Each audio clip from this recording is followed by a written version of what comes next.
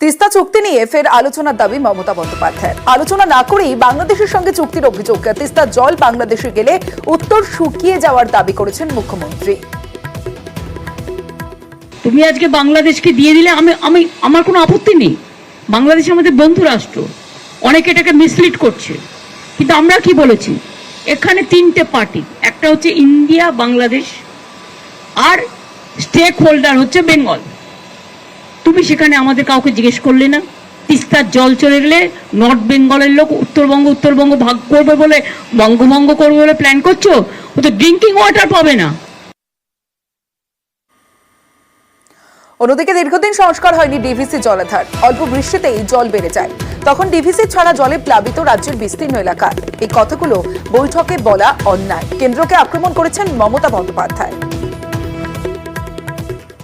DVC শুকিয়ে যাচ্ছে, ফলে জলটা চলে আসছে ফ্লাডেড হয়ে।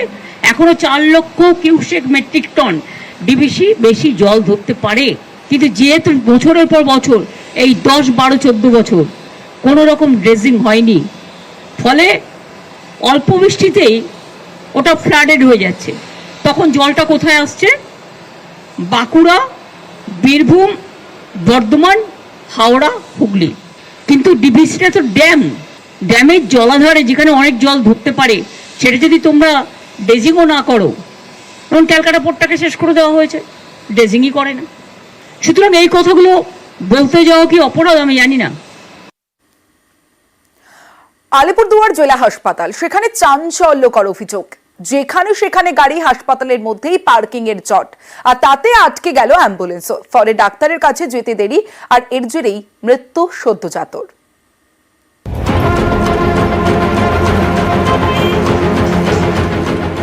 যেখানে সেখানে দাঁড়িয়ে বাইক, স্কুটার, নো পার্কিং লেখা বোর্ডের পাশেই গাড়ি পার্ক করা। আলিপুরদুয়ার জেলা হাসপাতালের মধ্যে এরকম পার্কিং জট। যেখানে সেখানে এভাবে পার্কিং এর ফল যে কি ভয়ানক হতে পারে তা হাড়ে হাড়ে টের পেল এই জেলা হাসপাতাল। অভিযোগ, এরকম নিয়ম না মেনে পার্কিং এ জেরেই প্রাণ গেল এক সদ্যজাতর। শুক্রবার গর্ভবতী সুস্মিতা সাঁওতালকে কালচিনি গ্রামীণ হাসপাতাল থেকে আলিপুরদুয়ার জেলা হাসপাতালে রেফার করা হয়। মাঝপথে অ্যাম্বুলেন্সের মধ্যেই প্রসব করেন সুস্মিতা। অভিযোগ, আলিপুরদুয়ার জেলা হাসপাতালের শিশু ও প্রসূতি বিভাগে নিয়ে যাওয়ার সময় আটকে যায় তাদের অ্যাম্বুলেন্স। হাসপাতালের ভেতরে যেখানে সেখানে পার্কিং, এই পার্কিং জটেই আটকে পড়ে অ্যাম্বুলেন্স। বাইক, স্কুটার সরিয়ে কোনো রকমে অ্যাম্বুলেন্স এগোয়। 20-25 মিটার রাস্তা পেরোতে সময় লেগে যায় 20 মিনিট। ততক্ষণে সব শেষ। শিশু ও প্রসূতি বিভাগের চিকিৎসকরা জানান, সদ্যজাত আর বেঁচে নেই।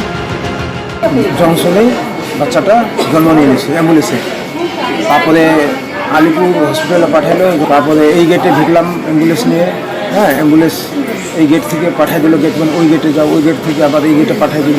20 मिनट टाइम लगे, এইটুকু रास्ता है। अगर रास्ता क्लियर होने से शायद बच्चा बच सकता था। यहाँ पे सरकारी हॉस्पिटल में ऐसा नहीं होना चाहिए, कहीं कहीं बाइक लगा देते हैं, पार्किंग कर देते हैं, ये सब नहीं होना चाहिए। आज किसी का बच्चा का जान गया है, ये बहुत बड़ा बात है। डेलिवरी पेशेंट नहीं आती, बच्चा हो गए गाड़ी ढुके के बाद हाँ, और यहाँ पर परिस्थिति एखान থেকে পরে খেতে নিয়ে যাওয়া হলো। অ্যাকচুয়ালি বাচ্চাটার যেটা মারা গেছে সেটা অ্যাম্বুলেন্সেই ডেলিভারি হয়, এবং ডেলিভারির পরপরই হয়তো মারা গেছে। কোথাও ইমার্জেন্সিতে যখন বাচ্চাটা এসছে তখন বাচ্চাটা মৃত অবস্থায় রিসিভ করা হয়। ওই অ্যাম্বুলেন্সের ড্রাইভার হয়তো বুঝতে পারেনি বলে ওই প্যাসেজটায় ঢোকার চেষ্টা করে, কিন্তু ওই বাইকগুলোর জন্য ঢুকতে পারেনি। যাই হোক, কেন তো বাইক রাখার কথা নয়। এত কিছুর পরেও আলিপুরদুয়ার জেলা হাসপাতালে পার্কিং এর ছবিটা বদলায়নি।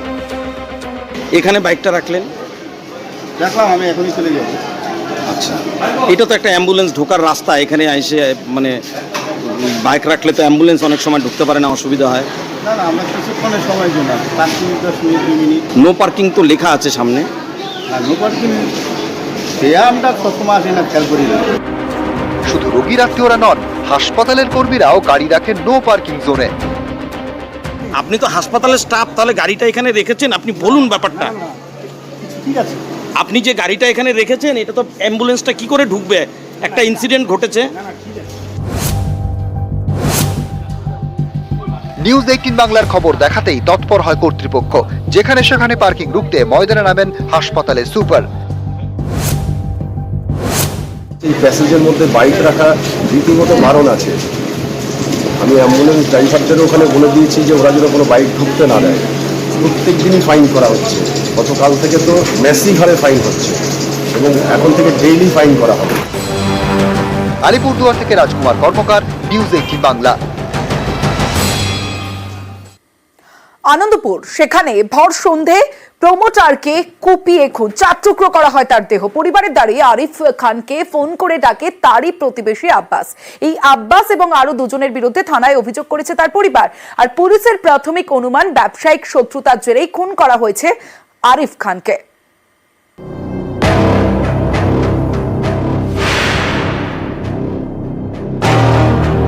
इंसाफ चाहिए भाई, हमको भाई मेरा चला गया भाई, हमको इंसाफ चाहिए। अरे भाई कोई नहीं उसका। ভর সন্ধে কলকাতায় প্রমোটারকে কুপিয়ে খুন। আনন্দপুরের তপসিয়া রোডের ঘটনা। নিহতের নাম আরিফ খান।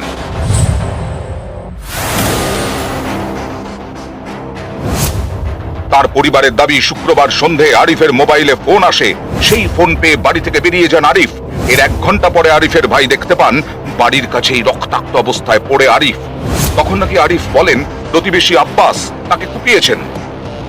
লাস্ট কথা বলেছিল আমি গেলাম, বলে ভাই ফোন মারিস, বলে আব্বাস বলে একটা ছেলে আছে, ওই মেরেছে। আব্বাস এখানেই থাকি। হ্যাঁ, এরপরে আরিফকে হাসপাতালে নিয়ে গেলে মৃত বলে ঘোষণা করেন চিকিৎসকরা। আব্বাস এবং আরো দুজনের বিরুদ্ধে খুনের অভিযোগ দায়ের করে আরিফের পরিবার। তদন্তে নেমে আশপাশের এলাকার সিসি ক্যামেরার ফুটেজ সংগ্রহ করে পুলিশ। পুলিশ জানতে পেরেছে আব্বাসই ফোন করে ডাকে আরিফকে। এরপর বন্ধু মুরাদের সঙ্গে বাইকে করে বেরোন আরিফ। বাইক চালাচ্ছিলেন আরিফ নিজেই। বাড়ির কাছেই তাদের পথ আটকায় আব্বাস ও তার 2 সঙ্গী। তৎক্ষণাৎ চপার দিয়ে হামলা চালায় আব্বাসের ওপর। সেই সময় এলাকা থেকে পালান মুরাদ। मार चालू हुआ, चापड़ चलने लगा तो हम लोग तो भाग गए लास्ट में। कौन था नहीं था, हाँ था, हम किसी को पहचाने। टाइम कितना हुआ था? शाम का वक्त था। हम तो खुद अपना जान बचा के भागा भी है। पीछे बाइक हमको तो खुद दौड़ा दिया, कहा कि नहीं यहाँ तक दौड़ा के आए। এরপরেও নাকি আরিফকে বেশ কয়েকবার কোপানো হয়। প্রায় 8 ঘন্টা রক্তাক্ত অবস্থায় ঘটনাস্থলেই পড়েছিলেন আরিফ। একজন মানুষকে দুজন মিলে নির্মমভাবে হত্যা করলে এভাবে রাস্তায়, এমন তো কোনো খারাপ কাজ করতো না, লোকটা ভালো লোক ছিল। মানে খুবই অন্যায় হয়েছে, এটা প্রশাসনকে একদম পুরোপুরি কড়া স্টেপ নেওয়া উচিত।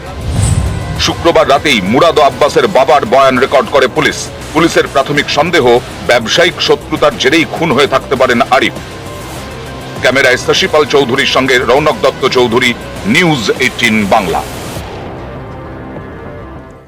দমদম জেলে যুবকের মৃত্যুতে উত্তেজনা। চিকিৎসার অভাবে যুবকের মৃত্যুর অভিযোগ পরিবারের। এবং দমদম জেলে মৃত যুবক 20 বছরের রাজ দত্ত। বাগুইয়াটি